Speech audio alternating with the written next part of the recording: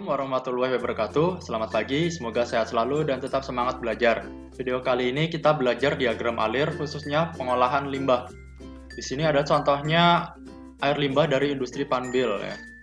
Di industri ini, limbahnya disalurkan melalui saluran pipa khusus yang tertanam 3 meter di bawah permukaan tanah dan dikumpulkan untuk diolah di WWTP, Wastewater Treatment Plant. Ya. Prosesnya yang pertama, dari sebelah kiri di sini ada influent wastewater atau air limbah yang masuk ke proses pertama, coarse screen, proses penyaringan. Ya.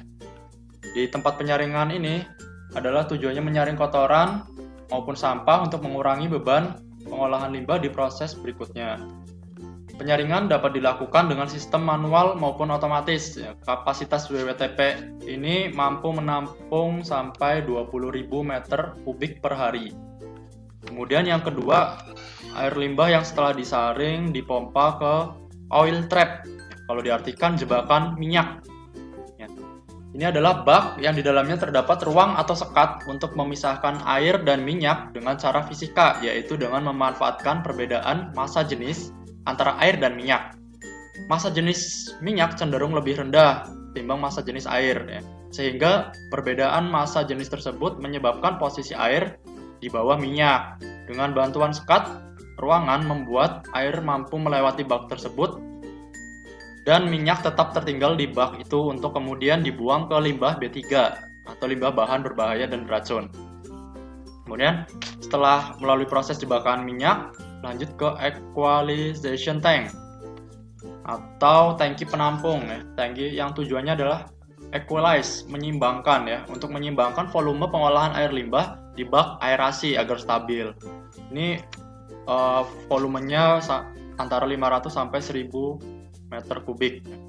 Kemudian setelah diseimbangkan di equalization tank, dipompa ke clarifier, ya, clarifier. Tapi sebelumnya di sini ada penambahan zat kimia koagulan, penambahan pH adjustment dan flokulan, ya.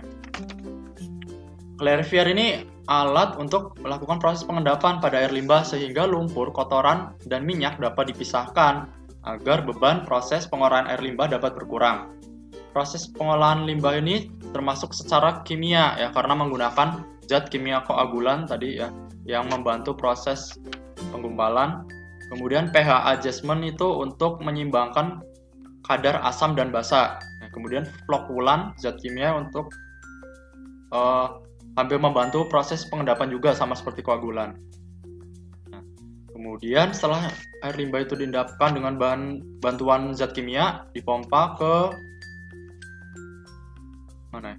Ke drying bed, ya, yang di bawah ini keluarnya yang mengendap kita namakan sludge atau lumpur, ya, yang ditampung di drying bed. Kalau diartikan bed pengeringan, ya, tempat pengeringan, ya.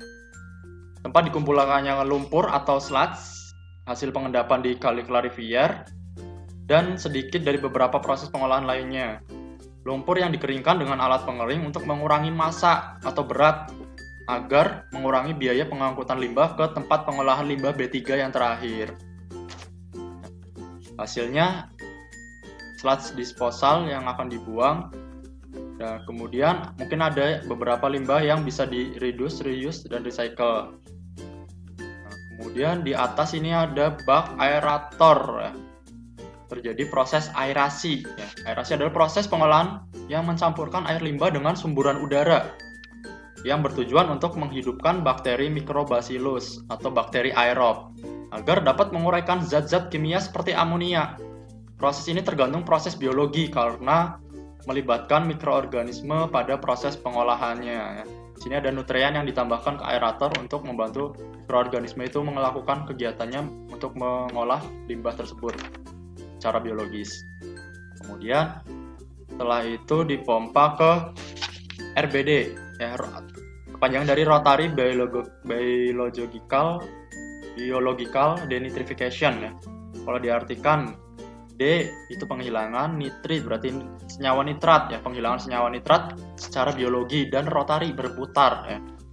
Itu proses pengolahan limbah secara biologi, prinsipnya hampir sama seperti aerasi, sama-sama menggunakan bakteri atau mikroorganisme untuk menguraikan limbah. dan menggunakan sistem rotari perputaran untuk mencampur air dengan udara. Kemudian setelah RBD lanjut ke proses final clarifier ya. Sama-sama clarifier sama seperti tadi, cuma ini yang terakhir ya. Di sini lebih ke proses penyaringan dan klorinasi. Jadi proses penyaringan dan pencampuran zat klorin sebagai desinfektan ya.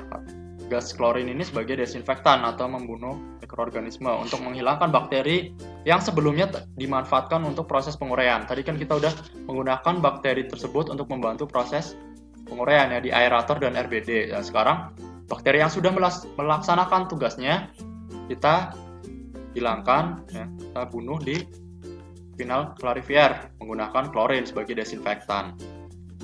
Nah, kemudian lanjut ke proses sand filter atau penyaring pasir yang sudah kita pernah jelaskan di video sebelumnya. Sand filter, penyaring pasir, dan carbon filter ya. Berarti ini media penyaringnya menggunakan karbon ya. Itu proses filtrasi atau penyaringan yang menggunakan bahan pasir untuk menyaring kotoran halus. Tadi kita di sini juga ada proses penyaringan di awal ya, coarse screen. Cuma kalau coarse screen itu untuk kotoran yang lebih berat dan ukurannya lebih besar. Sedangkan di sand and carbon filter ini untuk menyaring kotoran yang ukurannya lebih kecil ya.